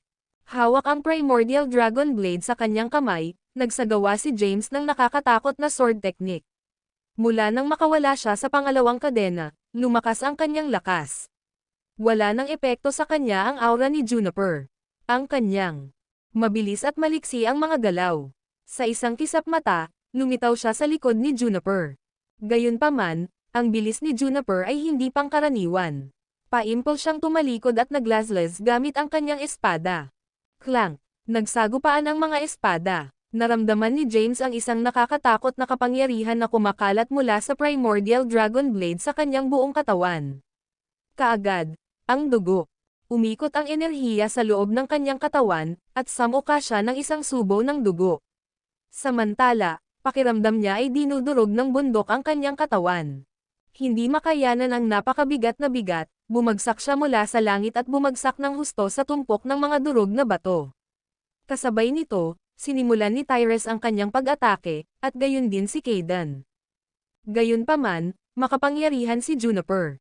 Pinalipad niya si Kaidan sa isang galaw. Maging si Tyrese ay nagsimulang mawalan ng lakas. Ang supernatural na antas ay talagang nakakatakot. Kahit na nakalaya na si Tyrese sa ikatlong kadena, mas mahina pa rin siya kaysa kay Juniper. Ganap na binugbog, siya ay pasuray-suray na paatras habang tinatamo ng isang sugat ng espada sa kanyang braso, kung saan ang dugo ay bumulwak na parang dumadaloy na talon. Gumapang si James palabas ng mga guho na hirap na hirap. Dahil hindi pa siya nakipaglaban sa isang supernatural, wala siyang ideya kung gaano sila kakilakilabot. Pinakatulize niya ang True Lunar at Terra Energy para sugpuin ang kanyang sugat at iniskan ang kanyang paligid. Si Kaidan ay nasugatan at hindi na nang ahas na ipagpatuloy ang laban. Si Tyrese naman ay nakatalikod pa rin. Mas matindi pa ang labanan sa kabila. Lubhang makapangyarihan sina Langston at Conrad. Kahit na si Conrad ang mas malakas sa kanilang dalawa, hindi niya kayang talunin si Langston na ginamit ang kanyang buong puwersa. Samantala, nakipaglaban si Thomas sa mga tauhan ni Conrad kasama ang mga disipulo ng Void Sect at ang iba pang 9th rank martial artists. Gayunpaman, hindi sila nagkaroon ng pagkakataon laban sa kaaway. Di nagtagal, marami ang namatay sa larangan ng digmaan. Matapos suriin ang larangan ng digmaan, sumali si James sa pakikipaglaban sa Primordial Dragon Blade. Nang maramdaman ang nagbabantang banta, sumuko si Juniper sa paghabol kay Tyrese at tumalikod. Nang makita si James, na nakahawak sa Primordial Dragon Blade sa kanyang kamay, nagdilim ang mukha nito, may death wish ka, hindi ba? Ipapadala kita sa kabilang buhay. Pagkatapos, sinugod niya si James sa nakakatakot na bilis. Bago siya dumating, ang kanyang sword energy ay sumabog na. Hawak ang Primordial Dragon Blade sa kanyang kamay, nakatulize ni James ang True Lunar at Terra Energy sa pinakamataas na antas nito. Kasabay nito, inipon niya ang kapangyarihan ng kanyang dugo at kalamnan sa Primordial Dragon Blade. Ang kanyang espada ay nagliliwanag ng nakakasilaw na liwanag. Agad namang tumaas ang aura ni James. Ang video na ito ay edited by Urban Storytelling. Kabanata 1905. Sa pamamagitan ng pagkatulize ng True Lunar at Terra Energy pati na rin ang kapangyarihan ng dugo at kalamnan, agad na tumaas ang aura ni James.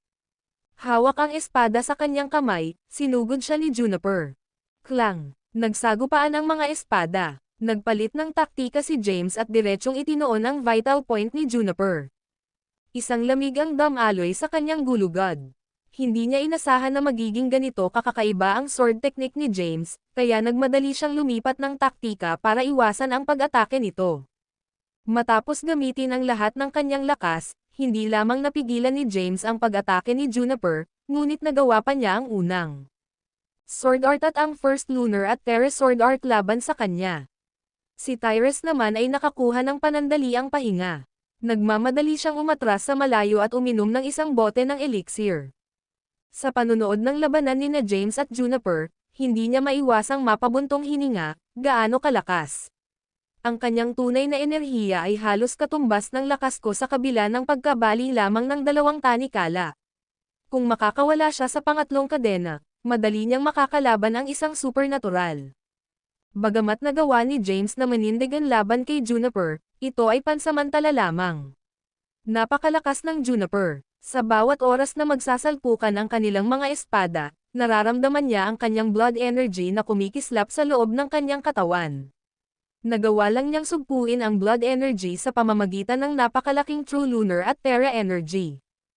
Clank! Muli, nagsalubong ang mga espada. Sa pagkakataong ito, ginamit ni Juniper ang lahat ng kanyang lakas. Dahil sa labis na pagkabigla, nanlambot ang braso ni James, at pinalipad siya. Free whoosh! Mabilis na sumugod si Juniper sa kanya. Sa isang iglap, humarap siya sa kanya at tinusok ang kanyang katawan gamit ang kanyang espada. Gusto ni James na ilihis ang kanyang atake. Gayunpaman, ang kanyang bilis ay masyadong pambihira. Walang magawa, ang kanyang katawan ay tinusok ng espada ni Juniper. Kasabay nito, hinampos siya ni Juniper sa kanyang palad at pinalipad siya. James, namutla ang mukha ni Tyrese, at muli siyang sumugod kay Juniper. Darling, nasa kalagitnaan si Thea ng pakikipaglaban sa isang 9th-rank martial artist nang mapansin niyang nasugatan si James.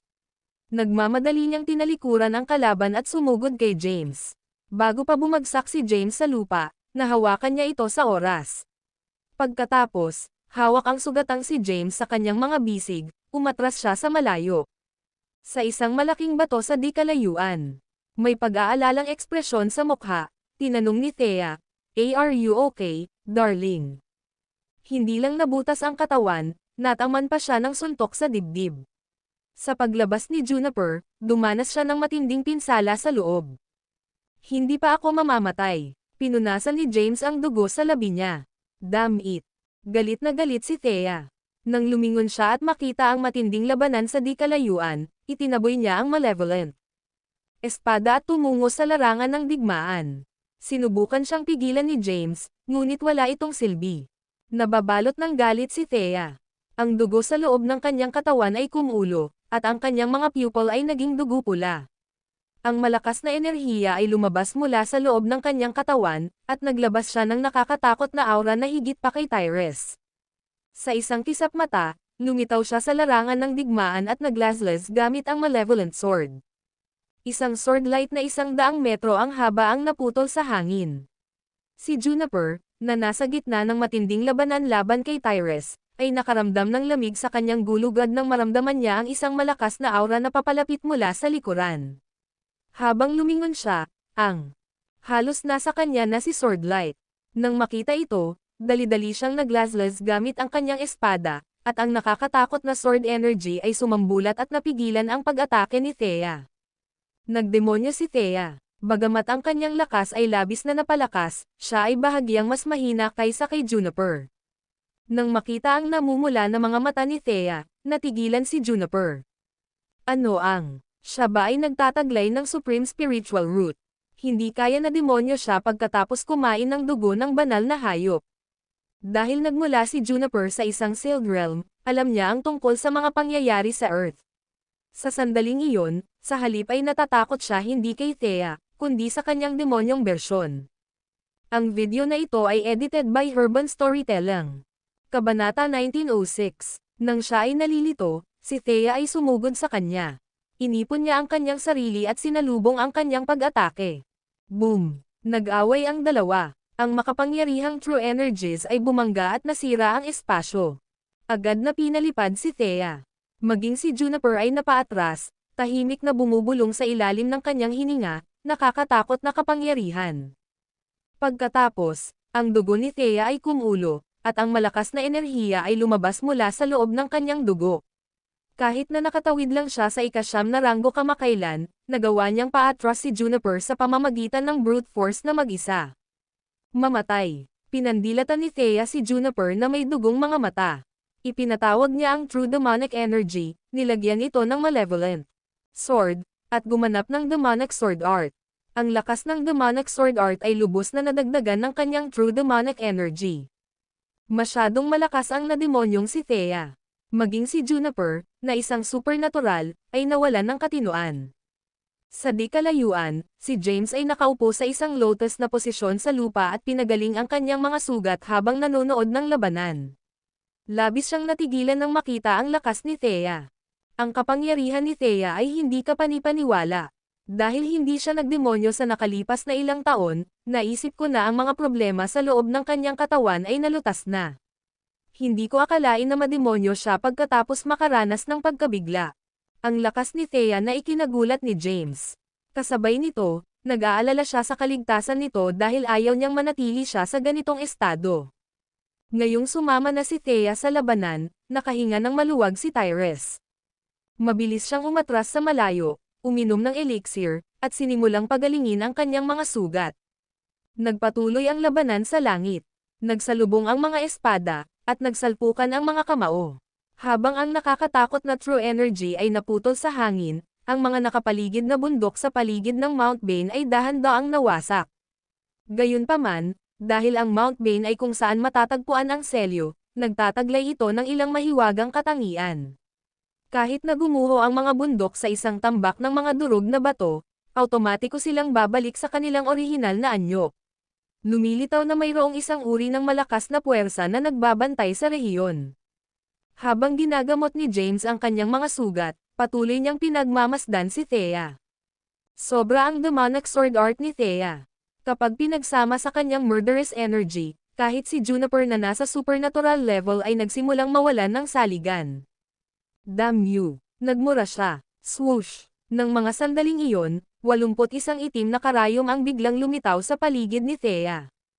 Ito ay Exalter. Ang 18 isang karayom ay pinutol sa hangin at sinaksak kay Juniper. Namutla ang mukha ni Juniper habang nagmamadaling umiwas sa mga karayom. Sa sandaling iyon, lumitaw si Thea sa itaas niya at nilaslas gamit ang kanyang malevolent sword. Nang makita ito, nagmamadaling itinaas ni Juniper ang kanyang espada. Pagkatapos, isang sword light na 100 metro ang haba ay bumagsak patungo kay Juniper, agad na naputol ang kanyang espada sa kalahati. Habang paatras siya, lumipad si Exalter papunta sa kanya. Dahil sa matinding pinsala, bumagsak siya mula sa langit at bumagsak sa lupa. Bago siya gumapang palabas ng mga durog na bato, si Tyrese ay agad na humarap sa kanya at hinampas ang kanyang mga acupuncture point upang isara ang kanyang cultivation base. Pagkatapos, kinaladkad niya siya palabas ng mga durog na bato at idiniin ang kanyang espada sa kanyang leeg. Tumingin siya kay Conrad, na nasa gitna ng matinding labanan laban kay Langston, at sumigaw, "Tumigil ka ngayon." Si Conrad ay nasa gitna ng isang matinding labanan laban kay Langston. Bagamat siya ang nakatataas, hindi niya madaling talunin si Langston. Tapos may boses galing sa ibaba. Tumingin siya sa ibaba at napagtanto na si Juniper ay natalo, at isang espada ang idiniin sa kanyang leeg. Sumigaw si Tyrese, "Gumawa ka pa at patay na siya." Ang video na ito ay edited by Urban Storytelling. Kabanata 1907. Pinagbantaan ni Tyrese si Conrad sa buhay ni Juniper. Naikuyom ng mahigpit ni Conrad ang kanyang espada habang dumilim ang mukha. Nakipaglaban siya kay Langston, ngunit pinagtuunan niya ng pansin ang laban ni Juniper. Dahil alam niyang natalo ng babae si Juniper, hindi niya maiwasang mapasulyap kay Thea. Noon, bumabalik na sa normal si Thea, at natahimik na ang dugo sa loob ng kanyang katawan. Unti-unting naglaho ang malakas na aura na ipinalabas niya. Beast blood, ha, bulong niya. Nagpa siya si Conrad na tapusin ang labanan. Ang lakas ng makalupa ay higit pa sa kanyang inaasahan. Habang sinasaklab ni Conrad ang kanyang espada, nakahinga ng maluwag si Langston. Pagkatapos, bumaba si Langston mula sa langit at nagpakita kay Tyrese. Iniwan ni Thea ang kanyang pagiging demonyo. Ang kanyang mukha ay mapatla, at hindi siya makapagbigay ng kahit isang onsa ng lakas. Lumilitaw na ang labanan kanina ay ganap na naubos ang kanyang enerhiya. Kinaladkad niya ang mahina niyang katawan papunta kay James. Tumingin sa kanya si James at nag-aalalang nagtanong, "Ayos ka lang ba?" Ay, fine, medyo nahihilo lang ako," mahinang wika ni Thea. Malabo ang mga alaala niya sa nakaraang labanan. Ang alam niya lang ay nakipag-away siya kay Conrad matapos siyang mademonyo. Kung tungkol sa mga detalye, wala siyang maalala. Ang kondisyon ni James ay bumuti pagkatapos niyang gamutin ang kanyang mga sugat. Bagamat hindi pa siya ganap na gumaling, wala na siya sa mortal na panganib. Kasunod ng pagtigil ng mga labanan, isang migting na kalmado ang bumagsak sa lugar. Maraming mga disipulo ni Conrad at ang Void Sect ang namatay sa labanan. Nagtipon ang crowd. Bumaba si Conrad mula sa langit at tumayo sa harapan ni Tyrese, tinitingnan ang mga tagalupa. Sinulyapan ni Langston ang talunan at malubhang nasugatan na si Juniper at kumunot ang kanyang mga kilay. Hindi niya akalain na si Thea ang matatalo sa kanya. Tapos, lumapit sa kanya sina Thea at James. Anong balak mong gawin? Tanong ni Conrad. Hindi niya piniling itigil ang labanan dahil sa Juniper. Kung tutuusin, wala siyang pakialam sa kaligtasan nito. Sa halip, naniniwala siya na siya ay kukubkuban sa lahat ng panig ng mga tagalupa pagkatapos ng kanyang pagkatalo. Dahil baka hindi siya makalaban sa kanilang pinagsamang lakas, pinili niyang gumawa ng kompromiso. Sinabi ni Langston, ang aming mga tuntunin ay simple. Umalis ka agad sa Mount Bane. Hindi pwede. Nagdilim ang mukha ni Conrad, at sinabi niya, sa aking patay na katawan. Pinili kong tapusin ang laban hindi dahil natatakot ako sa iyo. Pinag-isipan ito ni Langston at sumagot, kung ganoon, maghanap tayo ng paraan para magkasabay. Maaari kang manatili sa Mount Bane sa kondisyon na pinapayagan din kaming manatili. Mula ngayon, ipinagbabawal kang saktan ang mga tagalupa sa paligid ng Mount Bane, at nangangako kaming hindi gagawa ng hakbang laban sa iyo nang walang dahilan. Gayon din, ibabahagi natin ang mga kayamanan na lumilitaw sa bundok Bane sa ating sarili sa patas na paraan. Tumingin siya kay Conrad at nagtanong, paano iyon tunog? Nawala sa isip si Conrad. Dahil nag-iisa lang siya sa Earth, walang paraan na mapuksan niya ang lahat ng mga tagalupa ng mag-isa. Kung sinaway niya ang mga ito ng walang pangangailangan, maaaring hindi siya mabuhay ng matagal. Matapos mag-isip sandali, nakipagkompromiso siya. Sige, kung ganoon. Nang marinig ito, lahat ng mga tagalupa ay nakahinga ng maluwag. Bumitaw si Tyrese sa pagkakahawak kay Juniper, at lumapit si Conrad sa kanya at binuksan ang kanyang mga acupuncture point. Kaagad na nakatulize ni Juniper ang true energy para gumaling ang kanyang mga sugat. Ang labanan sa Mount Bane ay nagresulta sa isang resulta na kapakipakinabang sa lahat. Pagkatapos nilang piliin na itigil ang labanan, silang lahat ay tumungo sa puno. Nang makita ang mga lilang bulaklak at ang kumikislap na lilang liwanag ng puno, nagulat ang mga tagalupa. Ang sarap ng pabango. Ang video na ito ay edited by Urban Storytelling. Kabanata 1908. Nakakaakit ang amoy nito. Ito ay magiging isang napakahalagang kayamanan kapag ang berry ay hinog na. Ito ay dapat na isang mahiwagang prutas. Marami ang nag-usap. Napatingin din si James sa puno. Natulala siya sa bango at sa marilag na Empyrean spiritual energy dito. Ang paglilinang sa gayong lugar ay lubos na magpapabilis sa pag-unlad ng isang tao. Nanatili siyang tahimik at nakaupo sa isang lotus position sa lupa habang ginagamot ang kanyang mga sugat. Matiyagang naghintay ang lahat, samantala, patuloy na sumulyap si Conrad kay Thea. Napakunot ang noo niya na parang ang lalim ng iniisip. Labis na hindi komportable si Thea. Umupo sa tabi ni James, bumulong siya, darling, ang Conrad gay na iyon ay patuloy na sumulyap sa akin. Bahagyang kumaway si James at sinabing, huwag mo siyang pansinin. Mahal, ano ba talaga ang punong ito? Umiling si James at sinabing, paano ko malalaman? Gayunpaman, isa si Thea sa maraming naintriga. Lumapit si Langston kay Conrad. Dahil pinili nila ang kapayapaan kaysa digmaan, walang karapatan si Conrad na monopolyo ang puno. Kaya, pinili ni Conrad na sagutin ng matapat, ang punong ito ay dating ordinaryong puno. Isang gabi ilang araw ang nakalipas, tinamaan ng kidlat ang punong ito. Pagkatapos, isang buto ang tumubo at namumulaklak sa gabi ring iyon. Ito ay namumulaklak na sa loob ng ilang araw. Nang marinig ito, lahat ay natigilan. Ito ay simpleng mahiwagang. Pagkatapos magbigay ng paliwanag sa mga tao, nilapitan niya si Thea at mahinang ngumiti sa kanya, nagtanong, kaya, dapat ikaw si Thea Callahan. Ungol ni Thea at hindi siya pinansin. Napangiti si Conrad at sinabing, kahanga-hanga ka talaga. Kahit na tumawid ka lang sa ika-9 na ranggo kamakailan, nagawa mong talunin ang isang supernatural gamit lamang ang beast blood sa loob ng iyong katawan. Nanatiling tahimik si Thea. Kumunot ang kilay ni James at sinabing, anong dugo ng hayop? Iyan ang dugo ng 4 na banal na hayop. Nang marinig ito, ipinaliwanag ni Conrad, talaga bang kinain niya ang dugo ng 4 na demonyo? Hindi makapaniwala si Conrad sa kanyang narinig. Akala niya ay nademonyo lang si Thea dahil kinain niya ang beast blood. Hindi niya inaasahan na naubos niya ang dugo ng 4 na demonyo. Huminga siya ng malalim. Si James ay labis na naintriga sa Sealed Realms. Dahil nilapitan sila ni Conrad, pinili niyang magtanong sa kanya, ano ang 4 na demonyo. Pagkatapos kolektahin ang kanyang sarili, ngumiti si Conrad at sinabi, walang saysay na itago ito sa iyo, sa palagay ko. Ang 4 na banal na hayop na tinutukoy mo ay talagang tinatawag na 4 na demonyo. Dahil sa demonic energy, ang sino mang kumonsumo ng kanilang dugo ay makakaranas ng energy deviation at sa huli ay magiging isang demonyo. Ito ay dapat na isang sakuna para sa sangkatauhan. Gayunpaman, habang nagsasalita siya, sumulyap siya kay Thea. Ang dugo ng demonyo ay may maliit o walang epekto sa mga ordinaryong tao. Gayunpaman, ang kabaligtaran ay totoo para sa mga nagtataglay ng Supreme Spiritual Root.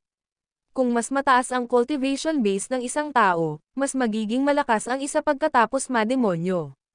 Balang araw, magiging sugo siya ng sesire sa mga tagalupa, sabi ni Conrad. Nang marinig ito ni James ay nagsalubong ang mga kilay. Ang haka-haka ni Conrad ay tumugma sa mga salita ni Langston. Tumingin si James kay Conrad at nagtanong, ano nga ba ang Sealed Realm? Ibinalik ni Conrad ang kanyang tingin. Hindi niya inaasahan na ganoon ang itatanong sa kanya ni James. Gayunpaman, ito ay inaasahan. Ang lupa ay minsang nabuklod. Dahil dito, ang ilang kasaysayan ay tuluyang nawala sa panahon. Ang mga ultranatural, gaano kaya sila kalakas para tawaging ganyan? Mahirap isipin ang mga Earthlang. Ang alam lang nila ay isang malungkot na kinabukasan ang naghihintay sa kanila. Natahimik si Conrad. Si James naman ay hindi na nagtanong pa. Nakaupo lang siya sa isang lotus position sa lupa at pinagaling ang kanyang mga sugat. Sumunod naman ang lahat habang bumalot ang nakakabinging katahimikan sa lugar. Habang ginagamot nila ang kanilang mga sugat, ang kanilang mga tingin ay nakatuon sa punong nasa harapan nila, inaasahang mahinog ang berry. Ang berry ay nakapagtataka, kaya ang bilis ng paglaki nito ay walang kapantay. Lumipas ang isang araw, natuyo ang bulaklak, at lumitaw ang isang usbong. Natigilan ang lahat. Sa ilalim ng normal na mga pangyayari, lilito lamang ang isang usbong pagkatapos mamukadkad ang mga bulaklak nito sa loob ng mahigit 1 buwan. Ngayon, 1 araw na lang ang lumipas. Ito ay simpleng hindi kapanipaniwala. 1 linggo silang matieg ang naghintay. Pagkalipas ng 1 linggo, unti-unting lumitaw ang mga lilang berry sa puno. Sila ay kasing laki ng isang kamao, at ang kanilang mga hitsura ay hindi gaanong naiiba sa mga mansanas. Hindi lamang iyon, ngunit kumislap din sila ng mapurol na lilang liwanag at naglabas ng nakakaakit na halimuyak. Matapos pagalingin ang kanyang mga sugat sa loob ng 1 linggo, halos gumaling na si James. Bagamat ang kanyang mga pinsala ay hindi pa ganap na nakapagpapasigla, hindi na siya naapektuhan ng mga ito. Ito ay isang mahabang kwento, at hindi mo na kailangang malaman ang tungkol dito. Isang bagay lang ang kailangan mong malaman, kapag nasira ang selyo, bababa ang ultranaturals sa Earth at lilipulin ang lahat ng sangkatauhan minsan at magpakailanman. Nang marinig ito, lumubog ang puso ng mga tao. Ang mga ultranatural, gaano sila kalakas? Karamihan sa mga mambabasa ay nagbabasa na ngayon ng mga nobelang ito. Ang video na ito ay edited by Urban Storytelling. Kabanata 1909. Sa wakas, sabi ni James. Nakatingin sa mga lilang berry sa puno, humakbang siya at sinabing, dumating na ang oras. Si Conrad din ay humakbang pasulong at tumingin sa mga tagalupa, na nagsasabing, dapat may mga 30 berry sa punong ito. Bagamat nagpasya kaming huwag gumamit ng karahasan, ako ang nakatuklas ng puno. Natural, dapat tayo ang unang pumitas ng mga berry. Iiwan ko sa iyo ang mga natitira. Mayroon lamang siyang mga ilang dosenang disipulo sa lupa. Matapos ang iilan na nasawi sa larangan ng digmaan, mga 20 na lamang ang natitira. Kung ang bawat isa sa kanila ay nakakuha ng isa, wala nang matitira. Humakbang din si Juniper at sinabing, ang Void Sect ang unang manggagawa ng mga berry. Ang Void Sect ay halos ganap na naalis. 3 na lang ang natitira siya, si Kosh Wasim, at isa pang disipulo. Hindi pwede. Hindi nasisiyahan si James. Kung pinayagan niya silang mamites muna ng mga berry, wala nang matitira sa kanila. Ano? Tumingin si Conrad kay James at kinuyam ang kanyang espada, malamig na sinabi, "Kino-question mo ba ang desisyon ko?" "Oo." Walang takot na sinabi ni James, "Tutol ako sa desisyon mo. Narito ang iniisip ko. Ang Void Sect at kayo ay igrupo bilang isang pangkat, habang kaming mga tagalupa ay magkakagrupo. Pagkatapos, ang bawat koponan ay maghahalinhinan sa pagpupulot ng mga berry. Naniniwala ako na ito ay patas sa lahat." "Hindi," sumigaw si Conrad bilang pagsuway, "kukuha ako ng 20 sa kanila." Siya ay walang kompromiso at walang pakialam sa mga tagalupa. "6 lang ang kailangan ko," sabi ni Juniper. Bagaman 3 na lamang ang natitira sa Void Sect, humingi siya ng 6 na berry. "Tapusin natin ito, kung gayon." Tiningnan sila ni Langston at malamig na sinabi, "Kung sino ang mananalo ay magkakaroon ng mga berry." "Sa tingin mo ba natatakot ako sayo?" Tumingin sa kanya si Conrad at naglabas ng malakas na aura. Si Juniper naman ay natakot. 1 linggo lang siyang natalo kay Thea. Kailangan niya ng oras para tuluyang gumaling ang kanyang mga sugat, kaya gusto niyang iwasan ang labanan hanggat maaari sa ngayon. Malamig na sinabi ni Conrad, "Ginagawa ng malalakas ang kanilang makakaya at ang mahihina ay nagdurusa sa dapat nilang gawin. Ang mananalo ay magkakaroon ng lahat. Hayaan mong sabihin ko ito ngayon. 20 berry lang ang hinihingi ko. Ito ba ay labis na hinihiling? Pero huwag kang mag-alala, may iiwan ako." Napatingin si James sa puno. Tahimik niyang binilang ang bilang ng mga berry. Mayroong 30 sa kabuuan. Kung kinuha ni Conrad ang 26 na Juniper, 7 lamang ang mananatili para sa mga Earthlang. Paano iyon magiging sapat? Pinag-isipan ito ni James at sinabing, "Mag-away tayo, kung gayon." Nang marinig ito, lahat ay napalingon sa kanya. Patuloy ni James, "Magdaos tayo ng martial arts tournament. Kung nanalo ka sa respeto ng karamihan at walang gustong hamanin ka, makakatanggap ka ng 1 berry. Ang bawat kalahok ay may karapatan lamang sa 1 berry." Paano iyon tunog? Alam ni James na ang ilan sa mga nasasakupan ni Conrad ay medyo mahina. Kung sumang-ayon sila sa kanyang mga tuntunin, makakatanggap lamang sila ng ilang mga berry. Samantala, tanging Juniper at Kay sa Void Sect ang makakakuha ng mga berry. "Sumasang-ayon ako," sabi ni Thomas. "Ako rin." "Walang problema." Tumango ang mga taga-lupa bilang pagsang-ayon. "Ayoko," sigaw ni Conrad, "bakit kailangan kong sumali sa martial arts tournament? Bilang isa sa mga malakas, dapat akong makakuha ng mas maraming benepisyo. Hindi ako haadlang sa iyong paraan kung nais mong magpatuloy sa iyong plano. Gayunpaman, magkakaroon ako ng 5 berry para sa aking sarili. Ibig sabihin magkakaroon din ako ng 5. Sinulyapan siya ni Langston. Ang video na ito ay edited by Urban Storytelling. Kabanata 1910. Dahil ang bawat isa sa inyo ay may karapatan sa 5 berry, hindi ba ibig sabihin nito ay magkakaroon din ako ng 5? Tanong ni Juniper. Humalaklak si James, "Dahil natalo ka ng asawa ko, ibig sabihin ay makakalima rin siya." Humakbang si Caden at sinabing, "Dahil ibinase natin ito sa lakas, makakakuha ba ako ng 2 berry kung isasaalang-alang ko na nakalaya na ako sa 2 tanikala?" Ngumiti si Tyrese at sinabing, "Ibig bang sabihin ay magkakaroon ako ng 4? Nakangiting sabi ni James, "Kung ganoon, makaka-4 din ako. Ngunit hindi ba natin ipagkakait ang natitirang mga berry?" Pinagmasdan ni Conrad ang mga tagalupa at malamig na sinabi, "Wala akong pakialam. Gayunpaman, sasabihin ko ito ngayon. Hindi lamang ako magkakaroon ng 5 berry para sa aking sarili, ngunit kukuha din ako ng 5 para sa aking mga subordinate. Kung hindi ka sumasang-ayon, mabuti na lang lumaban hanggang kamatayan. Pagkatapos kong patayin kayong lahat, kukunin ko ang lahat ng mga berry para sa aking sarili." Bagamat gumawa ng kompromiso si Conrad, iginiit niyang magkaroon ng 10 para sa kanyang sarili.